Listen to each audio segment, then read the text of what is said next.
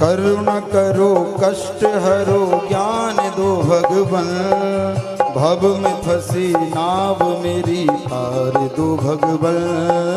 करुणा करो कष्ट हरो ज्ञान दो भगवन, भव में फंसे नाव मेरी तार दो भगवन। ओ करुणा करो कष्ट हरो ज्ञान दो भगवन, भव में फंसी नाव मेरी तार दो भगवन। करुणा करो कष्ट हरो ज्ञान दो भगवन, भव में फंसे नाव मेरी तार दो भगवन। दर्द की दवा तुम्हारे पास है, दर्द की दवा तुम्हारे पास है, दर्द की दवा तुम्हारे पास है, दर्द की दवा तुम्हारे पास है। जिंदगी दया की है भीख मांगती, मन में बसा कर तेरी मूर्ति, उतारो मैं गिरधर तेरी आरती। हरि बोल।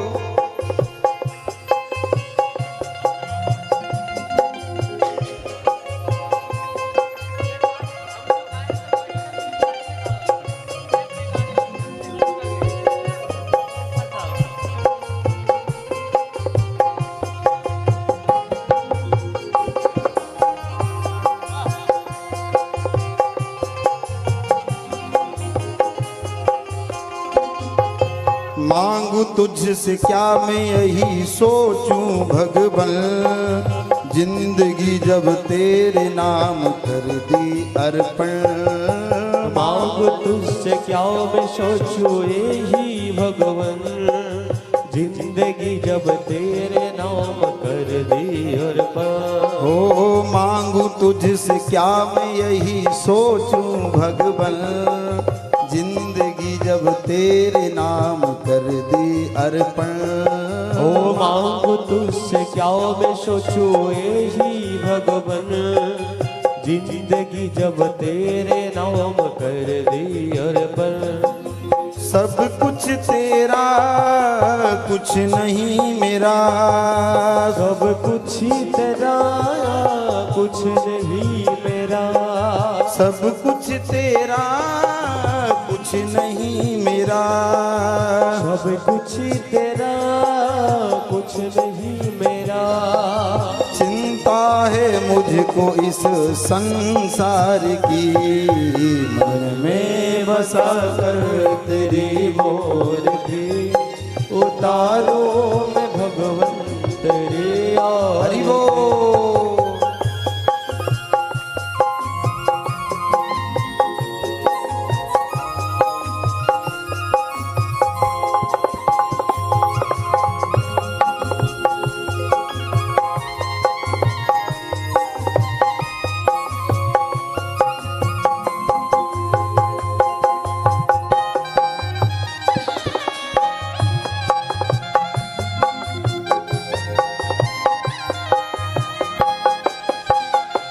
ओ वेद तेरी महिमा गाएं संत धरे ध्यान, नारद गुणगान करे छेड़ बीण तान। ओ वेद तेरी महिमा गाए संतों के ध्यान, नारद गुणगान करे छेड़ बीण तान। ओ वेद तेरी महिमा गाएं संत धरे ध्यान, नारद गुणगान करें छेड़ बीण तान। वेद तेरी महिमा गाए संतों के ध्यान, नारद गुणगान करे छेड़ बीण तान। भक्त तेरे द्वार करते हैं पुकार, भक्त तेरे द्वार करते हैं पुकार, भक्त तेरे द्वार करते हैं पुकार। भक्त तेरे द्वार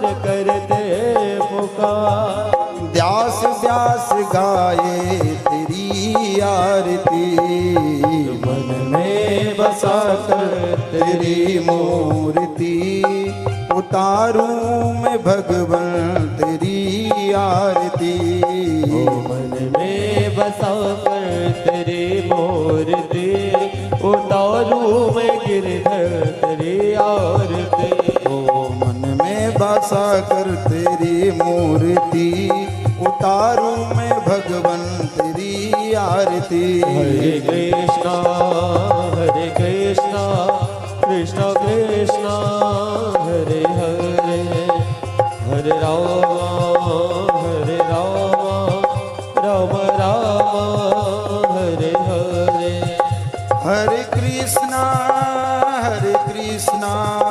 कृष्ण कृष्ण हरे हरे, हरे राम राम राम हरे हरे। हरे कृष्णा कृष्ण कृष्ण हरे हरे, हरे राम राम राम हरे हरे। हरे कृष्ण कृष्ण कृष्ण हरे हरे, हरे राम राम राम हरे हरे।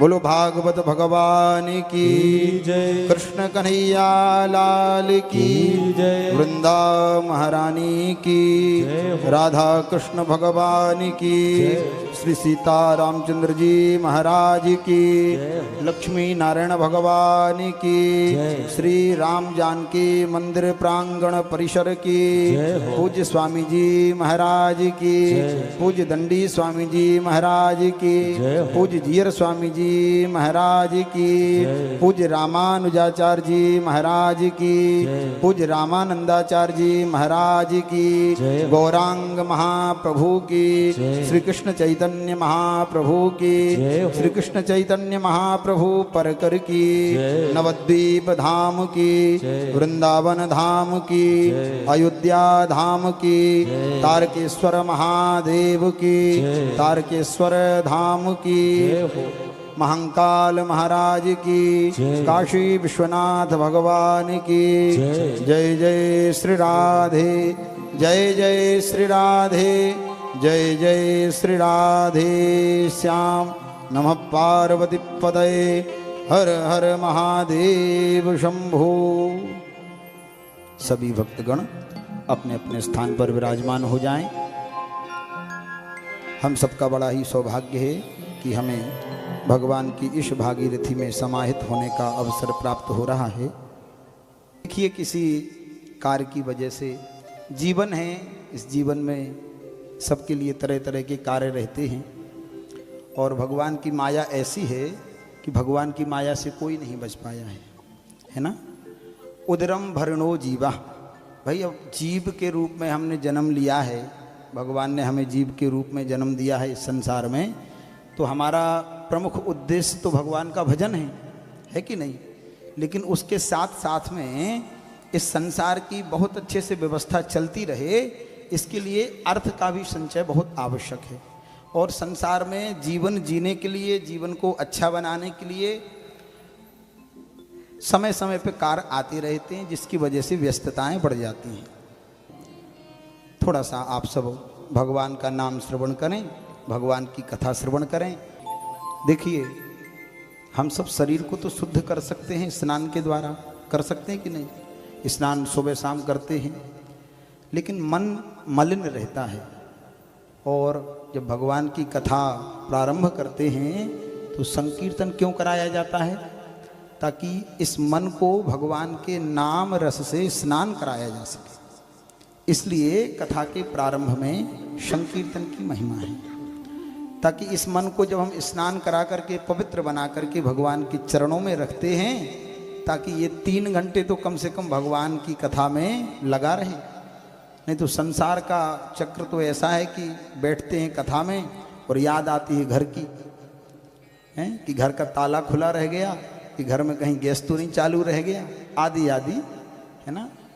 तो संकीर्तन की महिमा इसलिए बताई गई है शास्त्रों में कि भगवान के नाम का हम सहारा लेंगे तो जिस तरह हम शरीर को स्नान से पवित्र बना लेते हैं, उसी तरह मन को भी हम भगवान के नाम रूपी स्नान से पवित्र बना लेंगे। इसलिए सभी लोग मिलकर के, हिंदी तो सबको समझ में आती है ना, भजन वगैरह तो सब हिंदी में सुनते हैं। चलो एक बढ़िया सा भजन है ना भगवान का हम सब श्रवण करेंगे। श्री राधे गोविंदा मन भजले हरि का प्यारा नाम है। श्री राधे गोविंदा मन भजले हरि का प्यारा नाम है। सभी लोग गाएं। श्री राधे गोविंदा तो भजले हरि का प्यारा नाम रे। गोपाला हरि का प्यारा नाम है। नंदलाला हरि का प्यारा नाम है। गोपाला हरि का प्यारा नाम रे। गोपाला हरि का प्यारा नाम रे। श्री राधे गोविंदा मन भजले हरि का प्यारा नाम है। श्री राधे गोविंदा तो भजले हरि का प्यारा। हरि बोल। प्रेम से तालियों की सेवा करते हुए राधा कृष्ण भगवान की जय हो।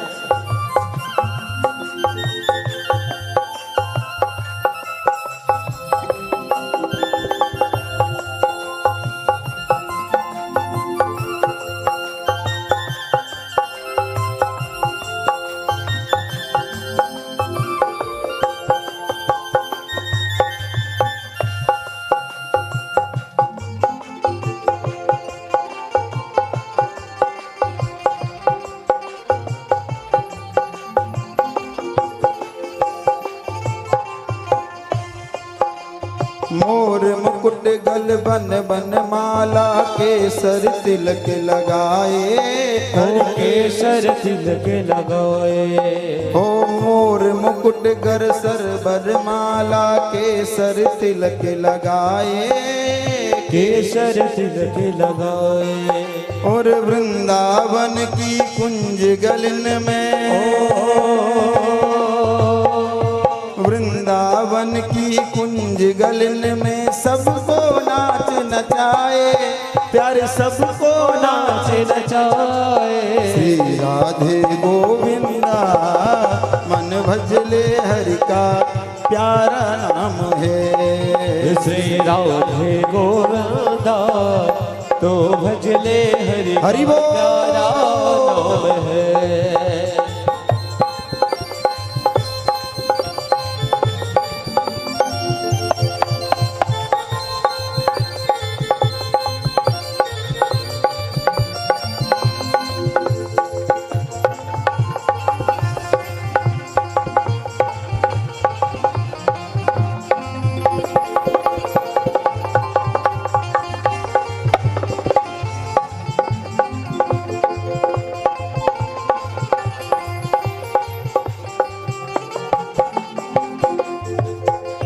गिरधर नागर कहती मीरा सूर्य को श्यामल भाया। ओ सूर्य के सामने भाया। ओ गिरधर नागर कहती मीरा सूर्य को श्यामल भाया। ओ सूर्य के सामने भाया। तुकाराम और नामदेव ने, तुकाराम और नामदेव ने विठ्ठल विठ्ठल गाया। विठ्ठल विठ्ठल गाया। ओ प्यारे विठ्ठल विठ्ठल गाया। ओ प्यारे विठ्ठल विठ्ठल गाया। श्री राधे गोविंदा मन भजले हरि का प्यारा नाम है। श्री राधे गोविंदा तो भजले हरि का प्यारा नाम। हरि बोल।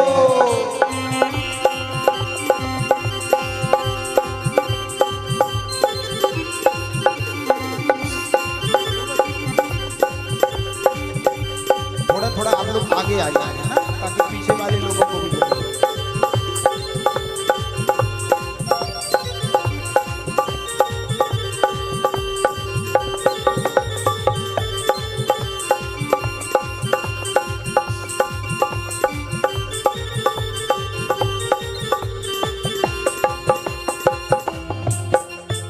नरसी ने खड़ताल बजाकर सांवरिया को रिझाया। ओ सांवरिया को रिझाया। ओ नरसी ने खड़ताल बजाकर सांवरिया को रिझाया। ओ सांवरिया को रिझाया। सबरी ने अपने हाथों से, सबरी ने अपने हाथों से प्रभु को बेर खिलाया। प्यारे प्रभु को बेर खिलाया। श्री राधे गोविंदा मन भजले हरि का प्यारा नाम है। श्री राधे गोविंदा तो भजले हरि का प्यारा नाम है।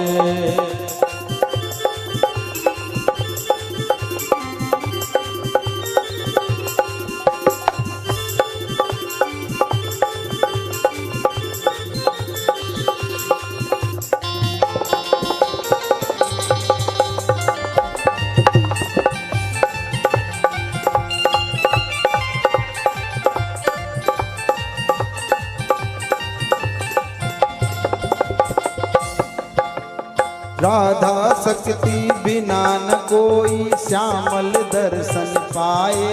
ओ श्यामल दर्शन पाए।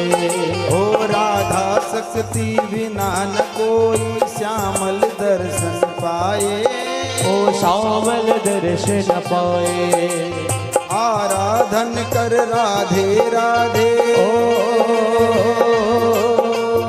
आराधन कर राधे राधे। कान्हा भागे आए। ओ कान्हा भागे आए। श्री राधे गोविंदा मन भजले हरि का प्यारा नाम है। श्री राधे गोविंदा तो भजले हरि का प्यारा नाम है। गोपाल हरि का प्यारा नाम है। गोपाल हरि का प्यारा नाम है। गोपाल हरि का प्यारा नाम है। नंदलाला हरि का प्यारा नाम है। श्री राधे गोविंदा मन भजले हरि का प्यारा नाम है। श्री राधे गोविंदा भजले हरि का प्यारा नाम है। मन भजले हरि का प्यारा नाम है। ओ मन भजले हरि का प्यारा नाम है। मन भजले हरि का प्यारा नाम है। मन भजले हरि का प्यारा नाम है। मन भजले हरि का प्यारा नाम है।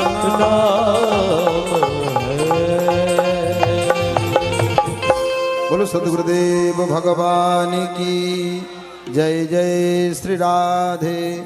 जय जय श्री राधे। जय जय श्री राधे श्याम।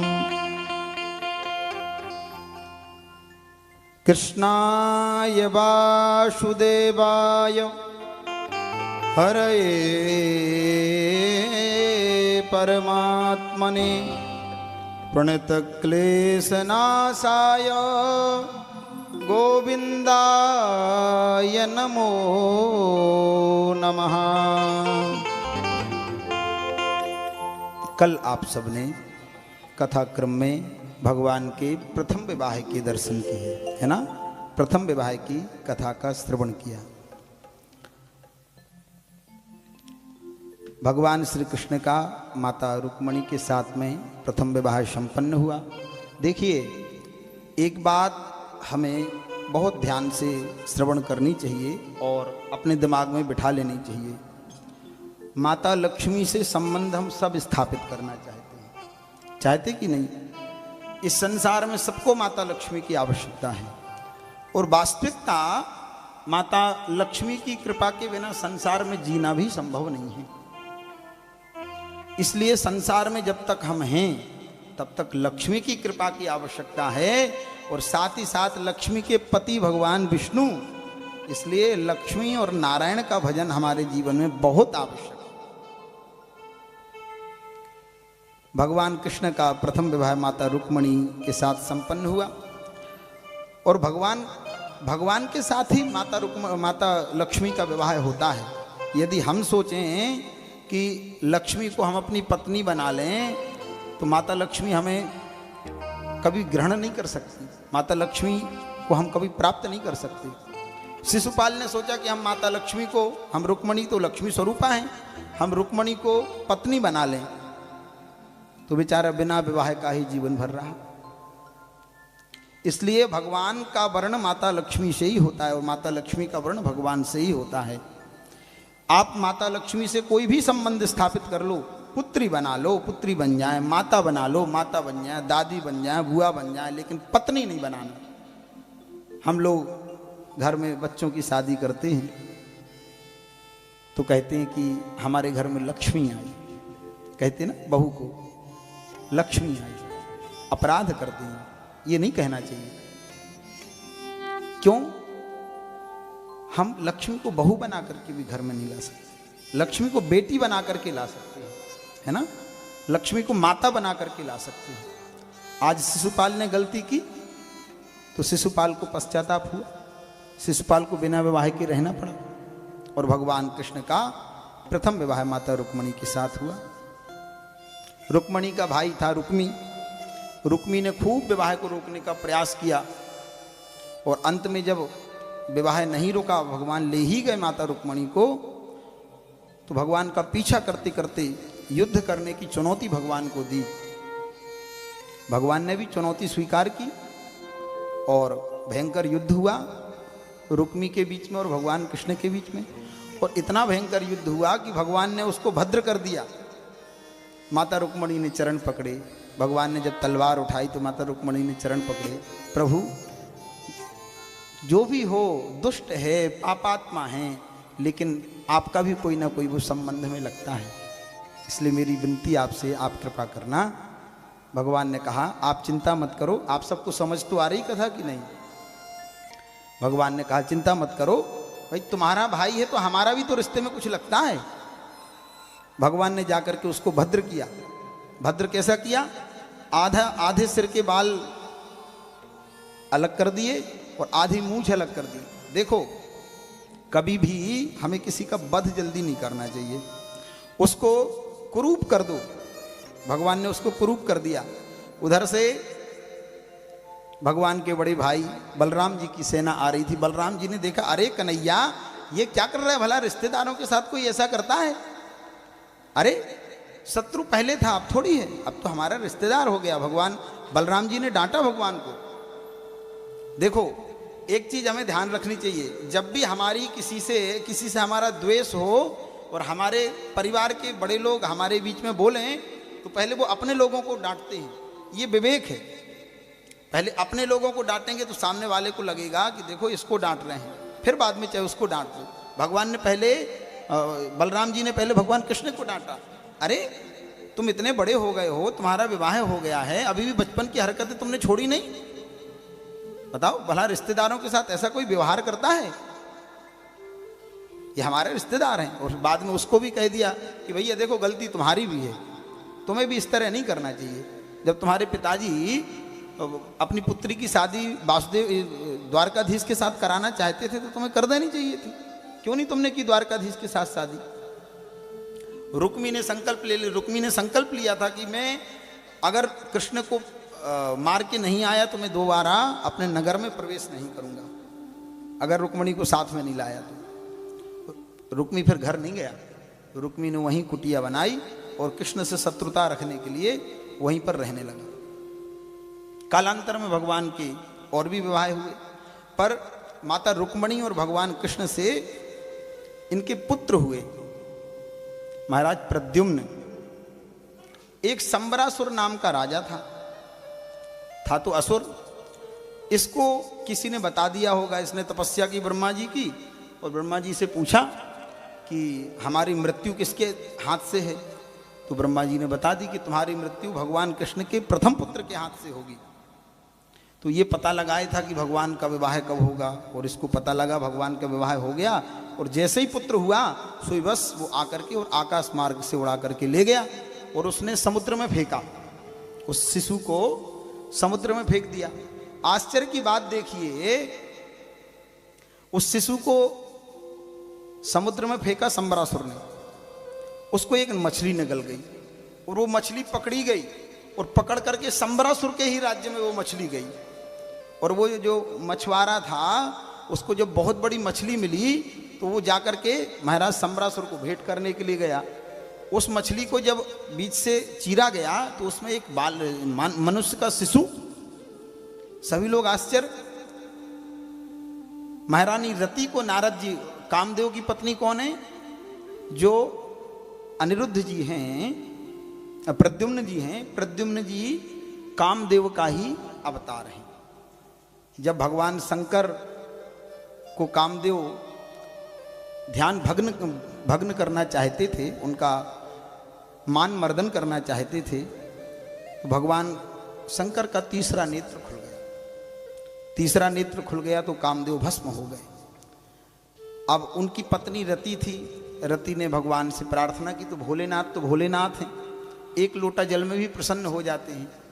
भगवान ने कहा कि चिंता मत करो, इसने हमारा अपराध किया था इसलिए भस्म हो गया है, लेकिन आने वाले समय में भगवान कृष्ण के पुत्र के रूप में तुम्हारे पति जन्म लेंगे। और नारद जी ने वो रति को कथा बतलाई कि आपके पति देव अवतार ले चुके हैं और संबरासुर के यहाँ हैं, आप जाओ। तो रति ने दासी बन करके उनकी सेवा की। अब देखो, पत्नी मातृभाव में सेवा कर रही है।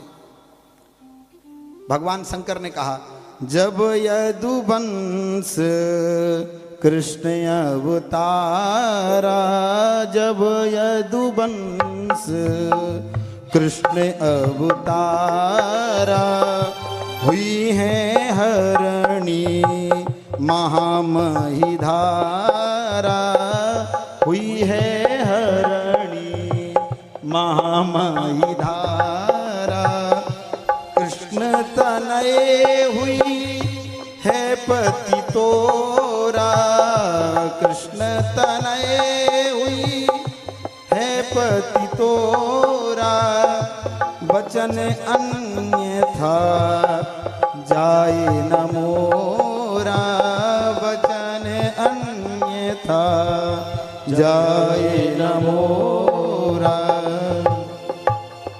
भगवान शंकर का वचन कभी अन्यथा नहीं हो सकता है। भगवान शंकर का वचन सत्य हुआ। भगवान कृष्ण के प्रथम पुत्र प्रद्युम्न का अवतार कामदेव के रूप में हुआ।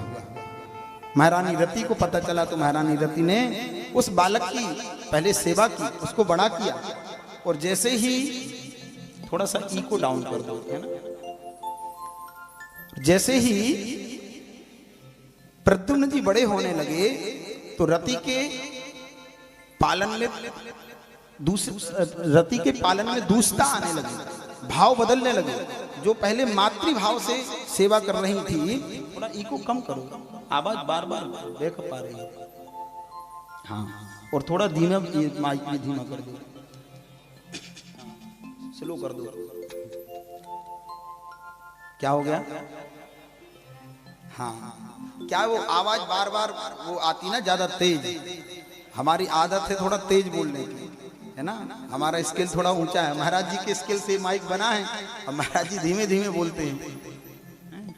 तो महारानी रति सेवा कर रही हैं। आगे चल करके धीरे धीरे जब प्रद्युम्न जी बड़ी हुए तो माता रति के भावों में परिवर्तन हो गया। जो पहले मातृभाव से सेवा कर रही थी वही पत्नी के भाव में परिवर्तित हो गया। एक दिन प्रद्युम्न जी ने पूछा, अरे माता, मैं एक बात पूछना चाहता हूँ, आपने मुझे इतना बड़ा किया पाल पोस करके मातृभाव से, लेकिन आपके भावों में परिवर्तन क्यों है?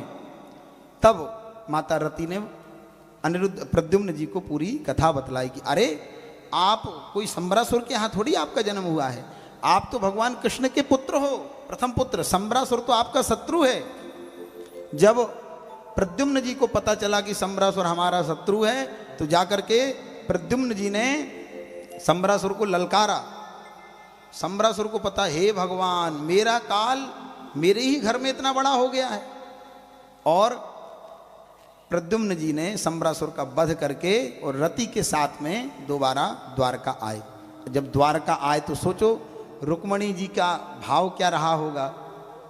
जो पुत्र जन्म हुआ और जन्म होते ही बिछड़ गया, जन्म होते ही कोई ले गया, और वो मिले तो बहू रानी के साथ में मिले, खुशी का पारावार नहीं रहा। इतनी खुशी रुक्मणी जी को हुई। प्रद्युम्न जी के भी पुत्र हुए अनिरुद्ध, अनिरुद्ध के भी विवाह हुए, पर अनिरुद्ध के विवाह की चर्चा बाद में करेंगे। पहले भगवान कृष्ण के जो 16,108 विवाह हुए उनकी चर्चा करते हैं, है ना। भगवान के देखो 8 तो भगवान के हैं पटरानियां और 16,100 हैं रानियां, है ना। 8 पटरानियों कौन कौन सी उनकी कथा कहते हैं। एक द्वारका में ही निवास करते थे सत्राजित नाम के राजा। क्या नाम था? सत्राजित। ये भगवान सूर्य के बड़े उपासक थे। भगवान सूर्य का हम सबको आराधन करना चाहिए, क्योंकि भगवान सूर्य प्रत्यक्ष देवता हैं। हम कुंडलियां देखते हैं तो कुंडलियों में हम सबसे यही कहते हैं कि भैया सूर्योदय के पहले उठो, और हमारा कर्तव्य भी बनता है कि सूर्योदय के पहले हमें जाग जाना चाहिए, स्नान कर लेना चाहिए, और जब अरुणोदय होता है तो उस अरुणोदय को अर्घ्य प्रदान करना चाहिए, भगवान भुवन भास्कर का स्वागत करना चाहिए, हम सबका कर्तव्य है। तो सत्राजित जी भगवान सूर्य के बहुत बड़े उपासक थे, त्रिकाल संध्या वंदन करते थे। भगवान सूर्य ने प्रसन्न होकर के उनको एक मणि प्रदान की। उस मणि का नाम था क्या? स्मंतक। क्या नाम था? स्मंतक मणि। और उसका प्रभाव क्या था? उसका चमत्कार ये था कि वो 10 भार सोना रोज देती है। एक भार होता है 40 किलो का। कितने किलो का होता है? 40 किलो का, 10 मन का, है ना। तो 400 किलो सोना रोज प्रदान करती थी, 4 क्विंटल। अब भगवान कृष्ण के किसी सखा ने या किसी मंत्री ने सत्राजित से कहा होगा। सत्राजित एक दिन सुधर्मा सभा में बैठे थे, तो सुधर्मा सभा में जाकर के कहा होगा कि अरे आप इतने सोने का क्या करोगे, आपका तो अकेला परिवार है, इसको राजकोष में जमा कर दो, राजकोष में जमा कर दोगे तो राजकोष बढ़ेगा। सत्राजित को ये बात बुरी लगी।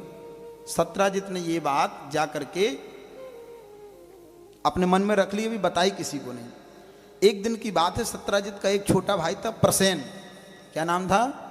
प्रसेन। सत्राजित का छोटा भाई प्रसेन उसे गले में धारण करके और घूम रहा था। कोई हमारे यहाँ अगर नई गाड़ी आए तो हम जरूर चलाने के लिए जाते हैं ताकि लोग हमें वाह वाह कहें। इसी तरह प्रसेन उसको गले में धारण करके द्वारका में घूमने के लिए गया। एक सिंह की दृष्टि उस पर पड़ी होगी। सिंह ने सोचा ये क्या चमकने वाली चीज है, तो सिंह ने सोचा कोई खाने वाली वस्तु होगी, तो सिंह ने उसको मार दिया। और सिंह ने उसको मारा सो उसने सत्राजित तो प्रसेन तो मर गया और सिंह उस मणि को ले गया। अब सिंह के यहाँ वो मणि जामवंत जी ने देखी।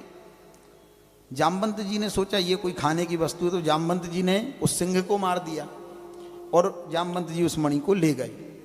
अब प्रसेन की मृत्यु हो गई। अब जब सत्राजित को इस बात का पता लगा कि प्रसेन की मृत्यु हो गई है, तो सत्राजित बड़ा क्रोधित हुआ। और अब देखो जिस तरह बांग्लादेश में हाल हिंदुओं का है कि अगर हमारे मन में कुछ आ जाए तो हम किसी से कह भी नहीं सकते, इसी तरह पहले राजाओं के यहाँ भी व्यक्तियों का हाल होता था। तो सत्राजित ने मन ही मन में सोचा, देखो पाप उसके मन में जागृत हुआ और होना भी चाहिए। क्यों हुआ जागृत? इसकी वजह क्या है? क्योंकि उसको पहले ये प्रस्ताव रखा गया था कि तुम्हारे यहाँ जो मणि है वो मणि हमें दे दो ताकि हमारा राजकोष बढ़े। लेकिन ये भगवान ने प्रस्ताव नहीं रखा था। भगवान को तो इस बात की जानकारी भी नहीं थी। जब प्रसेन का वध हो गया और सत्राजित को पता लगा, तो सत्राजित को मन में लगा कि हो ना हो द्वारकाधीश कृष्ण ने ही हमारे भाई को मरवा दिया है। उसने आकर के अपनी पत्नी से कहा, क्या कहा? रात्रि के समय में कि देवी हम परसों द्वारकाधीश की सभा में बैठे थे, तो उस समय हमारी मणि मांगी थी तो हमने देने से मना कर दिया, तो देखो द्वारकाधीश ने मणि के लालच में हमारे भाई को मरवा दिया। पर यह बात कंफर्म नहीं है, ये बात सही है या नहीं इसका हमें पक्का भरोसा नहीं है, इसलिए तुम कहना नहीं किसी से। अच्छा, माताओं का एक स्वभाव होता है, माताएं बुरा ना माने। माताओं का एक स्वभाव होता है। क्या स्वभाव होता है? अगर कोई बात पता चल जाए तो जब तक वो किसी दूसरे से ना कह दें तब तक उनको भोजन ही नहीं हजम होता है। माताओं से क्षमा चाहते है ना, पर मैं कथा सुना रहा हूं, है ना। तो सत्यजित ने अपनी रानी से कहा, अपनी पत्नी से कहा। पत्नी वो बात घूमती रही, दिमाग में घूमती रही, कहूं कि ना कहूं, कहूं कि ना कहूं, और अंत में उसने जाकर के अपनी सहेली से कह ही दिया। और बाद में ये और कह दिया कि मैं तुम्हें बता रही हूं, तुम किसी को नहीं बताना। बस सोई वो बात पूरे द्वारका में फैल गई। और ये और किसी से कह दो कि ये तुम्हें तो बता रहे हैं, तुम किसी को नहीं बताना। माताओं का नहीं, भाइयों का भी स्वभाव होता है ऐसा। अगर भाइयों को ये बात पता चल जाए कि भैया किसी को ये बात बताना नहीं, तो फिर वो भी बताए बिना रहेंगे नहीं, और ये बात जरूर कहेंगे कि देखो तुम्हें तो बताया है पर तुम किसी को नहीं बताना। तो बस सोई क्या था, एक ने दूसरे से कहा, दूसरे ने तीसरे से कहा, तीसरे ने चौथे से कहा, और करने करने जपन जना, एक कान से दूसरे कान में, दूसरे कान से तीसरे कान में, और देखते ही देखते हजारों कानों में वो बात पहुंच गई। और ये बात भगवान को तो नहीं पता चली, ये बात पता किसको चली? माता रुक्मणी को। माता रुक्मणी ने भगवान प्रसाद पा रहे थे शाम के समय, तो माता रुक्मणी ने आकर के कहा, क्यों ऐसी ऐसी बात हम सुन रहे हैं, ये सही बात है क्या? क्या आवश्यकता आपको उस मणि की आ गई? भगवान कृष्ण मस्तक ठोकने लगे, हे भगवान, कहाँ की मणि, कैसी मणि, मुझे तो पता भी नहीं उस मणि का। तुरंत ज्योतिषी को बुलाया, अरे ज्योतिषी, पंडित जी जरा देखो ये कलंक हमें किस वजह से लगा। ज्योतिषी ने देखा, भैया पत्रा उठा करके पंचांग, पहले शोधन चलता था, भगवान ने पंचांग में गर्गाचार्य जी के द्वारा दिखवाया, तो पता चला कि भाद्रपद कृष्ण चतुर्थी के चंद्रमा का दर्शन भगवान ने कर लिया था, इसलिए उनको ये कलंक लग गया, इसलिए वो चंद्रमा दूषित होता है। भाद्रपद की कृष्ण चतुर्थी जो होती है, हम भगवान गणेश का पूजन करते हैं, गणेश जी का जन्मोत्सव मनाते हैं, तो भगवान गणेश के जन्मोत्सव के दिन का चंद्रमा देखना वर्जित है। क्यों वर्जित है? इसके पीछे भी एक कथा है। क्या कथा है? एक बार भगवान गणेश छोटे से तो थे ही, शुरू से पेट निकला ही था, लड्डू खाने के बड़े शौकीन थे। भगवान गणेश नए वस्त्र पहन करके और लड्डू खाते हुए जा रहे थे, तभी एक गड्ढा मिला, तो उस गड्ढे में भगवान गणेश गिर गए। अब उस समय चंद्रमा का प्रकाश हो रहा था, चंद्रमा के प्रकाश किसी ने तो नहीं देखा, भगवान ने इधर उधर देखा गणेश जी ने कि कोई देख तो नहीं रहा है, तो ऊपर से चंद्रमा हंसने लगे, तो भगवान गणेश को बड़ा बुरा लगा। भगवान गणेश ने उसको श्राप दिया कि जाओ, मैं तुझे श्राप देता हूँ कि तू दूषित हो जाए, आज तेरा जो दर्शन करेगा उसको कलंक लगेगा। तो भगवान कृष्ण ने, द्वारकाधीश ने उसी चंद्रमा का दर्शन किया, तो भगवान को ये कलंक लगा। भगवान ने कहा, भैया मंत्रियों को साथ में लिया, कहा जब तक हम इस कलंक का पता नहीं लगाएंगे, आखिर सत्यता क्या है उसकी तो जानकारी होनी चाहिए। तो भगवान सत्यता की खोज में निकले, कुछ मंत्रियों को साथ में लेकर के, और भगवान गए तो जहाँ पर प्रसेन मरा पड़ा था, वहाँ पर भगवान ने चिन्हों को देखा, तो वहाँ पर एक सिंह के चिन्ह बने हुए थे। उस सिंह के चिन्हों को देखते हुए आगे बढ़े, तो एक भालू और सिंह के बहुत सारे चिन्ह बने थे, और वहाँ पर वो सिंह मरा पड़ा था। उस सिंह के यहाँ से उन चिन्हों को देखते हुए आगे बढ़े, तो जामवंत जी की गुफा तक भगवान पहुँचे, और जैसे ही गुफा में प्रवेश भगवान किए, सोई जामवंत जी ने देखा जाम्बवती, जामवंत जी की पुत्री हैं, जामवती उस मणि से खेल रही हैं, और जैसे ही जामवंत जी ने देखा, सोई झपट पड़े, और इतना भयंकर युद्ध हुआ, इतना भयंकर युद्ध हुआ भगवान कृष्ण, भगवान द्वारकाधीश के और जामवंत जी के बीच में, कि जामवंत जी की हड्डी नस नस ढीली हो गई। जामवंत जी समझ गए कि हम समझ गए, आप हमारे तो प्रभु श्री राम ही हैं। जामवंत जी ने एक बार भगवान से प्रश्न किया था, जब रामायुद्ध हो रहा था, राम और रावण का युद्ध हो रहा था, तो एक से एक महायोद्धा थे, तो जामवंत जी भी उस युद्ध में सम्मिलित हुए, पर जामवंत जी ने किसी से युद्ध नहीं किया। युद्ध क्यों नहीं किया? क्योंकि पहले युद्ध शर्तों पर होता था, नियमों पर होता था। कैसे नियमों पर होता था? कि सुबह से शाम तक युद्ध होगा, शाम को युद्ध विराम हो जाएगा, सूर्यास्त के बाद कोई युद्ध नहीं होगा, आदि आदि ऐसे नियम थे।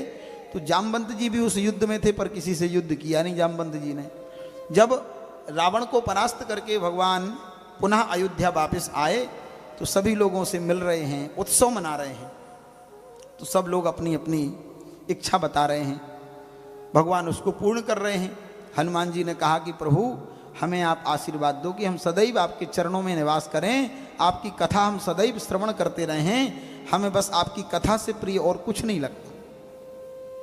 जामवंत जी से पूछा गया तो जामवंत जी ने कहा प्रभु हमारी तो कोई इच्छा नहीं है, बस एक ही इच्छा थी कि हमारे हाथों में खुजली बहुत हो रही थी, बस वो खुजली नहीं मिटी। खुजली का मतलब आप समझी, मतलब हाथों में चुलबुली मचती ना किसी से लड़ने की, हाँ चुलकानी है ना। तो जामवंत जी के हाथों में चुलकानी मची थी कि कोई हमसे युद्ध करने वाला नहीं। अब रावण था तो रावण भगवान से युद्ध कर रहा था, तो रावण से कैसे जामवंत जी युद्ध करते। तो भगवान से कहा कि हम तो आपसे बस दो दो हाथ चाहते हैं। तो भगवान ने कहा इस जन्म में तो संभव नहीं है, लेकिन हम तुम्हें आशीर्वाद देते हैं कि आने वाले कालांतर द्वापर में जब हमारा जन्म होगा तो उसमें जरूर हम तुम्हारी इच्छा को पूर्ण करेंगे। और आज भगवान द्वारकाधीश ने उस इच्छा को पूर्ण कर दिया। जब नस नस ढीली हो गई, जामवंत जी ने भगवान का वंदन किया, भगवान से पूछा प्रभु कैसे दर्शन देने के लिए पधारे। तो भगवान ने कारण बताया कि यहाँ आने का कारण ये मणि है। जामवंत जी ने कहा प्रभु अब ये मणि तो हमने अपनी पुत्री को दे दी है और पुत्री के यहाँ से कोई चीज ली नहीं जाती है, अब क्या करें। एक ही निवेदन आपके चरणों में करेंगे कि आप पुत्री को ही ग्रहण कर लो, तो मणि भी आपकी हो जाएगी, पुत्री भी आपकी हो जाएगी। सोई जामवंत जी की पुत्री जाम्बवती का भगवान कृष्ण से दूसरा विवाह संपन्न हुआ। कौन सा? दूसरा। अब भगवान कृष्ण जाम्बवती को साथ में ले आए, ला करके जैसे ही द्वारका में आए तो रुक्मणी जी ने आरती की। अब भगवान कृष्ण ने पहले, अब आप सोचो विचार करो कि एक भालू की पुत्री कैसी होगी। भाई भालू की पुत्री थी जाम्बवती जी, तो भालू के ही स्वरूप जैसी होगी। मनुष्य का पुत्र मनुष्य की संतान मनुष्य जैसी, जानवर की संतान जानवर जैसी, तो भालू की संतान भालू जैसी। तो जाम्बवती जी जब आई तो रुक्मणी जी ने आरती की। भगवान ने कहा कि तुम घूंघट बस मत खोलना। भगवान तो भाई सर्वसंपन्न है, पहले समझ जाते हैं मनस्थिति को। भगवान ने कहा बस घूंघट नहीं खोलना, बस बात बन जाएगी। रुक्मणी जी ने खूब प्रयास किया कि घूंघट तो दिखाओ, मुख तो दिखाओ, मुख तो दिखाओ, लेकिन जामवती जी पकड़े खड़ी, खोले ही नहीं। सोई रुक्मणी जी को गुस्सा आ गई। रुक्मणी जी ने श्राप दे दिया कि अरे तुम्हें अपने स्वरूप पे बहुत अभिमान है, जाओ मैं तुम्हें श्राप देती हूं, तुम्हारा स्वरूप हमारे जैसा हो जाए। बोले द्वारकाधीश कृष्ण की। सोई जाम्बवती जी का स्वरूप माता रुक्मणी के जैसा हो गया। वो मणि ला करके भगवान ने, वो मणि ला करके भगवान ने सत्राजित को सौंपी कि लो भैया ये है तुम्हारी मणि, हमारा पीछा छोड़ो। अब सत्राजित देखो, जनता है, जो जनता पहले कहती थी देखो भगवान कृष्ण की आदत गई नहीं, जो चोर होता है उसकी आदत कभी जाती नहीं है।